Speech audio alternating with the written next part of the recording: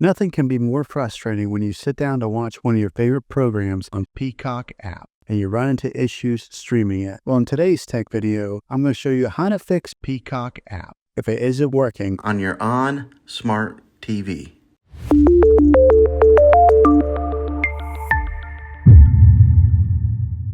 Let's see if we can fix your problems and get your Peacock App back up and running as quickly as possible. The first one, it's the easiest one to try, and that's to unplug your TV from the wall outlet and wait 60 seconds. Now, don't be impatient here. Wait the whole 60 seconds, then plug it back in. This is very different from turning your TV on and off with your remote control. This is what we call a hard reset of your TV, so make sure you do this method. If that doesn't work, then find your router that is giving you Wi-Fi and unplug the power to that for 60 seconds. Then plug it back in. If it fixes it, great. If not, let's go ahead and move on to the next method. Try deleting Peacock App on your TV. Go to wherever the apps are located on your system and remove the app altogether. Then reinstall Peacock App again. After you reinstall it, you might have to log back in with all of your credentials, but hopefully this will work. And if that doesn't work, then I recommend buying an affordable Roku stick, Fire Stick, or Apple TV 4K and plug that into your TV and use that as your main streaming player, and you'll be able to access Peacock App that way. I'll put links in the description down below of where you can get one. There you have it, folks.